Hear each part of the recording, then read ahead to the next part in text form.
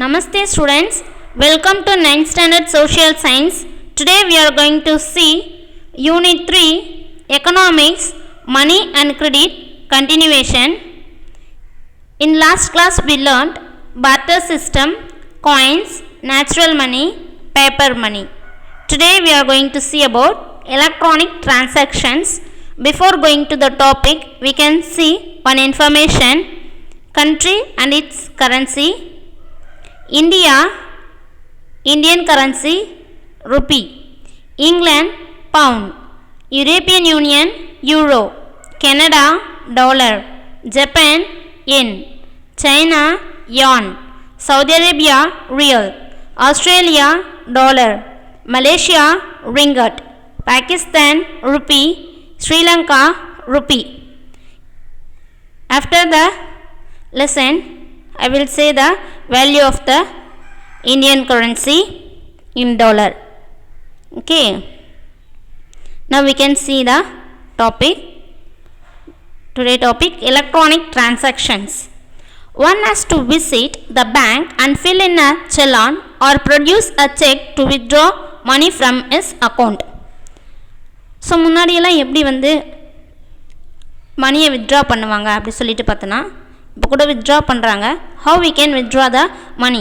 We want to fill in a challan fill பண்ணணும், இல்லை செக்கை ப்ரொடியூஸ் பண்ணி மணியை வித்ட்ரா பண்ணக்கூடிய சிஸ்டம் இருக்குது. ஆனால்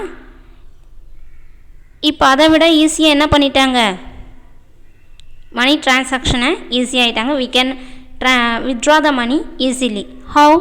With the help of ATM. You can see now. Now this practice is gradually vanishing. Which process? The challan process and the check process, this and all vanishing. இப்போல்லாம் அது கொஞ்சம் கொஞ்சமாக ஆச்சு, குறைஞ்சிடுச்சு அப்படின்றாங்க. Instead, one can easily withdraw the necessary amount from an automated teller machine, ATM. With the help of an ATM debit card, one can easily withdraw the money needed at any time at ATMs located everywhere. A person can deposit money in their account without visiting the branch. So, how we can withdraw the money easily? With the help of the ATM, automated teller machine. So, we can withdraw the money anytime, at everywhere. எங்கே வேணாலும் நம்ம என்ன பண்ணலாம், நிறைய இடத்துல ATM machines இருக்குது. ATM card வச்சு நம்ம என்ன பண்ணிக்கலாம், ஈஸியாக வித்ட்ரா பண்ணிக்கலாம். நம்ம பேங்க்கில் போய் க்யூவில் நின்றுலாம் எடுக்கணும்னு அவசியம் இல்லை. ஸோ அதை விட ஈஸியாக இந்த மெத்தட் இப்போ வந்துடுச்சு. நெக்ஸ்ட்டு பார்த்திங்கன்னா, நம்ம அக்கௌண்ட்டுக்கு டெபாசிட் பண்ணுற ப்ராசஸும் இப்போ ரொம்ப ஈஸியாகிடுச்சு. A person can deposit money in their account without visiting the branch. நம்ம அந்த பேங்க்கை விசிட் பண்ணாமலேயே நம்மளுடைய அக்கௌண்ட்டுக்கு அமௌண்ட்டை டெபாசிட் பண்ணவும் முடியும். சரிங்களா? So similarly credit card are also available through which things are bought on credit and the amount can be paid later. So இப்போது credit கார்ட்ஸும் வந்துடுச்சு, கடன் அட்டை அப்படி சொல்லிட்டு நம்ம ஏதாச்சும் ஒரு பொருள் வாங்கிடலாம் அந்த கார்டு வச்சு. லேட்டராக நம்ம அதுக்கான அமௌண்ட்டை என்ன பண்ணலாம், அந்த திங்ஸ்க்கான அமௌண்ட்டை பே பண்ணிக்கலாம். அதான் credit card. What is the use of the credit card? We can buy a product, after we can pay the money. We can pay later. That process is with the help of credit card we can do. Okay. Nowadays, instead of using checks or demand draft, online transactions through net banking are carried out. Through this, money is transacted to anyone who lives anywhere across the globe. So இப்போல்லாம் பார்த்தீங்கன்னா check, demand draft இதை வச்சு தான் என்ன பண்ணுவாங்க, மணியை transaction பண்ணுவாங்க. ஓகேங்களா? ஒருத்தவங்களுடைய அக்கௌண்ட்லேருந்து இன்னொருத்தவங்களுடைய அக்கௌண்ட்டுக்கு டிரான்சாக்ஷன் பண்ணணும்னா செக், டிமாண்ட் டிராஃப்ட், டிடி எடுத்து தான் என்ன பண்ணுவாங்க, மணியை டிரான்சாக்ஷன் பண்ணுவாங்க. அதுக்கு பதிலாக இப்போ என்ன வந்துடுச்சு, online transaction. Through the online net banking இருக்குது, அது மூலிமா ஈஸியாக என்ன பண்ணிடலாம், டிரான்சாக்ஷன் பண்ணிடலாம். அக்ராஸ் த குளோப், இந்த வேர்ல்டில், இந்த குளோபில் எங்கே இருக்கிறவங்களுக்கும் நம்ம என்ன பண்ணிக்கலாம், இந்த ஆன்லைன் டிரான்சாக்ஷன் மூலிமா மணியை ட்ரான்ஸ்ஃபர் பண்ண முடியும். ஆன்லைன் டிரான்சாக்ஷன், நெட் பேங்கிங் வந்துடுச்சு. சரிங்களா? Technology has advanced so much that even mobile banking is widely used nowadays. அதையும் தாண்டி இப்போ எல்லார் கையிலையும் மொபைல் இருக்கும். ஸோ மொபைல் பேங்கிங் இன்னும் ஈஸியாகிடுச்சு. We can transfer the money easily. So through that mobile banking we can transfer the money. Online purchasing also, we can buy any things also from the mobile. So this kind of things came nowadays. So because of the technology development, technology has advanced so much that so even mobile banking is widely used nowadays. Okay, next we are going to see about the role of the Reserve Bank of India. What is the role of Reserve Bank of India? So before going to that topic, I will say some information about Reserve Bank of India. Where its headquarters present? Mumbai in Maharashtra. When it was established? 1st April 1935. Now 85 years completed. Before 85 years, the Reserve Bank of India established. Who is the first governor of Reserve Bank of India? Chintan Warnath Deshmukh. Who is the present governor of Reserve Bank of India? Who is the 25th governor of Reserve Bank of India? Both are same answer. Shaktikanta Das. He only the 25th governor of Reserve Bank of India at present. Okay, now we can see about the topic now. A government has the responsibility to regulate money supply and oversee the monetary policy. Hoarding of money must be avoided at all cost in a country's economy. Only then money can be saved in bank. So who is the responsible for the money regulation of money? The government. The government only the responsible for the regulate the money to oversee the monetary policy. So இப்போ பார்த்திங்கன்னா பணம் பதுக்கல் எல்லாம் பண்ணுறாங்க இல்லையா, hoarding of money, இதை stop பண்ணுறதுக்காகவே என்ன பண்ணியிருக்காங்க, நிறைய ஸ்டெப்பை எடுத்திருக்காங்க. சரிங்களா? So who will responsible? The Reserve Bank of India only responsible for this. So that only the Reserve Bank of India only then money can be saved in a bank. இப்போ யாராச்சும் ஏதாச்சும் மணியை சேவ் பண்ணணும்னா எங்கே save பண்ணலாம், பேங்க்கில் save பண்ணலாம் அப்படின்னு சொல்கிற சிஸ்டத்தை கொண்டு வந்துட்டாங்க. To avoid the hoarding. Hoarding means பணம் பதுக்கல். பணம் பதுக்கிறத ஸ்டாப் பண்ணுறதுக்காக பேங்க்கில் சேவ் பண்ணலாம் அப்படின்னு சொல்லிட்டு கொண்டு வந்துட்டாங்க. சரிங்களா? A major problem of saving in bank are used for development of industries. A major portion of savings in banks are used for the development of industries, economic growth and various development schemes for the welfare of the people. நம்ம பேங்க்கில் save பண்ணுற மணியெல்லாம் எதுக்கு use ஆகுது அப்படி சொல்லிட்டு பார்த்திங்கன்னா, இண்டஸ்ட்ரீஸோடைய டெவலப்மெண்ட்டுக்காக யூஸ் ஆகுது, எக்கனாமிக் க்ரோத்துக்காக, and the poor people, welfare of the poor people. ஏதாச்சும் டிஃப்ரெண்ட் ஸ்கீம்ஸ், டெவலப்மெண்ட் ஸ்கீம்ஸை வந்து எஸ்டாப்ளிஷ் பண்ணணும் for the welfare of the poor people. அதுக்காக இந்த மணியை சேவ் பண்ணணும் அப்படின்னு சொல்கிறாங்க. Their savings in a bank are used for development of industries, economic growth and various development schemes for the welfare of the people, poor people. Okay, all the major and the important banks were nationalized 1969 in India. எல்லா இம்பார்ட்டண்டான பேங்க்கும் இப்போ என்ன பண்ணிட்டாங்க, nationalised பண்ணிட்டாங்க. தேசியமயமாக்கிட்டாங்க. So எப்போ பார்த்தீங்கன்னா 1969. The Reserve Bank of India RBI regulates the circulation of currency in India. So நம்ம இந்தியாவில் சர்க்குலேட் ஆகக்கூடிய எல்லா கரன்சியும் யார் வந்து ரெஸ்பான்சிபிள் அப்படி சொல்லிட்டு பார்த்தீங்கன்னா reserve bank of India. So அவங்களுடைய அத்தாரிட்டி தான் இங்கே மணின்றது சர்க்குலேஷன் ஆகுது அப்படின்னு சொல்கிறாங்க. So reserve bank of India started its operation on 1st April 1935. It was permanently moved to Mumbai from the year 1937. RBI was nationalized in 1949. 85% of the printed currency is left for circulation. According to the statistic available on August 2018, currency worth of 19 lakh crore are in circulation. So when the Reserve Bank of India established 1st April 1935. Where its headquarters now? Mumbai in Maharashtra. So permanently it was moved to Mumbai in the year 1937. So when the RBI was nationalized? 1949.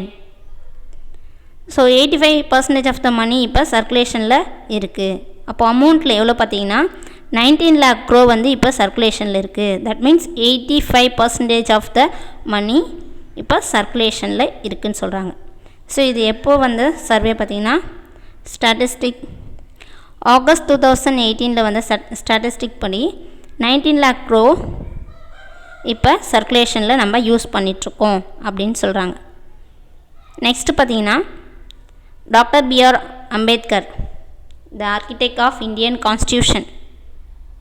Dr. B.R. Ambedkar's PhD thesis on the problems of the rupee, its origin and solution, was the reference tool and provided guidelines for Reserve Bank of India Act of 1934.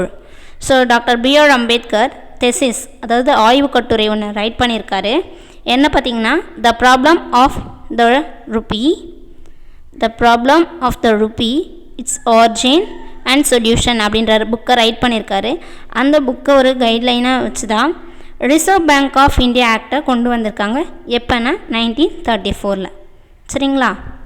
Next we are going to see about relationship between money and prices.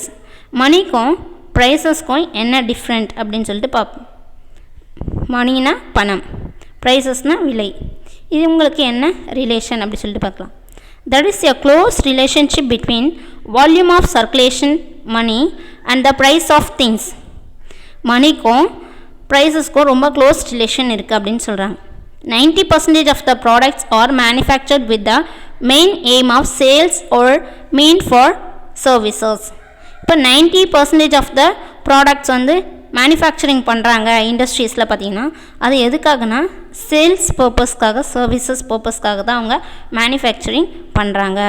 For the commercial purpose they are manufacturing. Okay, growing crops and production are done on a commercial basis rather than a subsistence level. இப்போ நிறைய கிராப்ஸை cultivation பண்ணுறாங்க. என்ன பர்பஸ்க்காக cultivation பண்ணுறாங்கன்னா for the commercial purpose. எதுக்கு? பண தேவைகளுக்காக தான் என்ன பண்ணுறாங்க, அவங்க கிராப்ஸை கல்டிவேஷன் பண்ணுறாங்க. ரேதர் தேன் சப்சிஸ்டன்ஸ் லெவல், அவங்களுடைய தேவைக்காக கல்டிவேஷன் பண்ணுறதை விட்டுட்டு அதையும் மீறி இப்போ கமர்ஷியல் பர்பஸ்க்காக அவங்க கல்டிவேஷன் பண்ணுறாங்க. This phenomenon also increase the importance of market and மணி.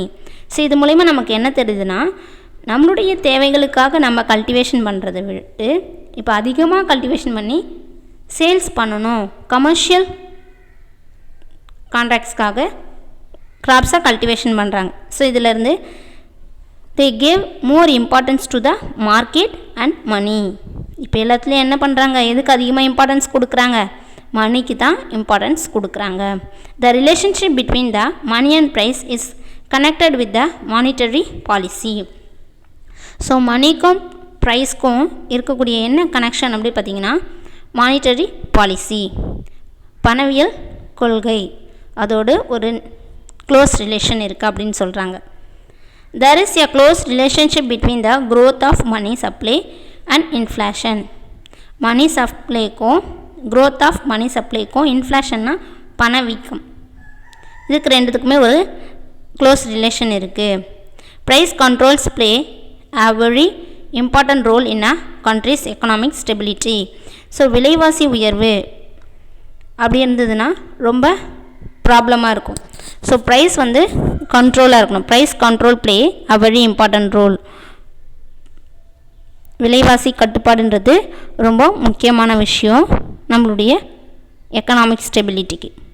சரிங்களா? This role is played by the Central Bank of our country, RBI in India. So price rate பார்த்திங்கன்னா எதை வச்சு டிபெண்ட் பண்ணுவாங்க, எதை வச்சு வந்து கால்குலேட் பண்ணுவாங்கன்னா RBI. with the help of RBI only they can control the price level. விலைவாசி உயர்வுன்றதை அதை கண்ட்ரோல் பண்ணக்கூடிய ரைட்ஸ் யாருக்கு இருக்குதுன்னு பார்த்தீங்கன்னா RBI. they only play a important role. currency is the medium of exchange in a country. ஒரு கண்ட்ரியுடைய ஏதாச்சும் பொருள் வந்து வாங்கணும், we want to export or import with the help of currency. எதை வச்சு எக்ஸ்போர்ட் இம்போர்ட் பண்ண முடியும்? Currency. the Indian currency is called as the Indian rupee. Indian currency எப்படி சொல்லுவோம்? Indian rupee. in a country the foreign currency is called a foreign exchange. Foreign currency அதாவது ஃபாரினில் ஏதாச்சும் பொருள் வந்து எக்ஸ்போர்ட் இம்போர்ட் பண்ணுறோன்னா அதுக்கு என்ன தேவைப்படும்? Foreign currency.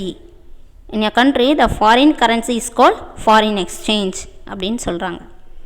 purchasing capacity of all currencies in the world are compared using the US dollar as the standard currency. So இப்போ பார்த்திங்கன்னா ஒரு கண்ட்ரிக்கும் இன்னொரு கண்ட்ரிக்கும் நம்ம எந்த ஒரு ப்ராடக்டை நம்ம எக்ஸ்போர்ட் இம்போர்ட் பண்ணாலும் எதை வச்சு எந்த கரன்சி வச்சு அவங்க மெஷர் பண்ணுவாங்கன்னா US டாலர் வச்சு தான் அவங்க மெஷர் பண்ணுவாங்க. US dollar is the standard currency of the world. நம்மளுடைய வேர்ல்டுலேயே எது ஸ்டாண்டர்டான ஒரு கரன்சி பார்த்திங்கன்னா US டாலர், அதை வச்சு தான் மெஷர் பண்ணுவாங்க. This value differ from country to country. Most of the international trade transactions are carried out in US dollar. So எல்லா டிரான்சாக்ஷனும் இன்டர்நேஷ்னல் ட்ரேட் பார்த்திங்கன்னா எதை வச்சு டிரான்சாக்ஷன் பண்ணுவாங்கன்னா US டாலரில் தான் டிரான்சாக்ஷன் பண்ணுவாங்க. ஒரு கண்ட்ரிக்கும் இன்னொரு கண்ட்ரிக்கும் பார்த்திங்கன்னா கரன்சின்றது டிஃபராக இருக்கும். ஸோ நம்மளுடைய கண்ட்ரியில் 1 ரூபி அப்படின்னு சொல்கிறோன்னா US டாலரில் எவ்வளோ அப்படின்னு பார்த்தீங்கன்னா 74.37 ருபீஸ். சாரி, ஒரு US டாலர் இந்தியன் கரன்சியில் எவ்வளோ அதுக்கு வேல்யூனா 74.37 ருபி. ஓகேங்களா? இப்போ நம்ம பார்க்கலாம்.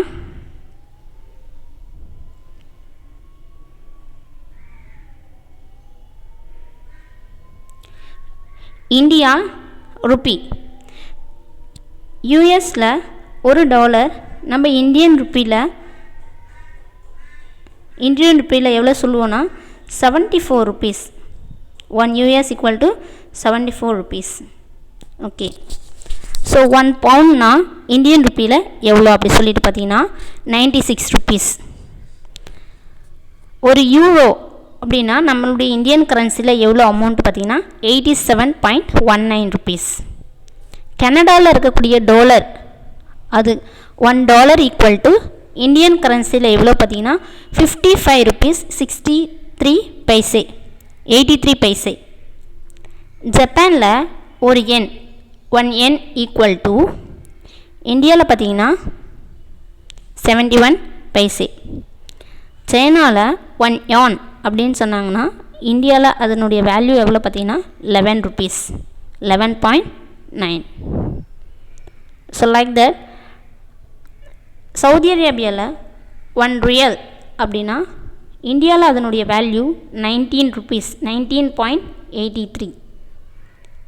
ஆஸ்திரேலியாவில் $1 அப்படின்னா நம்மளுடைய இந்தியாவில் அதனுடைய வேல்யூ பார்த்திங்கன்னா 52.38 ருபீஸ். மலேசியாவில் ரிங்கெட் 1 ரிங்கெட் அப்படின்னா இங்கே எவ்வளோ அப்படின்னு சொல்லிட்டு பார்த்தீங்கன்னா 17.7722 rupees. Pakistan also they are saying Pakistan currency rupee. But Indian கரன்சியில் அந்த ருப்பியுடைய வேல்யூ எவ்வளோ பார்த்தீங்கன்னா 0.46 பைசே. ஸ்ரீலங்காவில் 1 ருப்பி, இந்தியாவில் அந்த 1 ருப்பி இங்கே எவ்வளோ வேல்யூ பார்த்தீங்கன்னா 0.40 paise. That means 40 paise. Okay, so these are the value of Indian currency. So next class we can see about the functions of money. Thank you so much.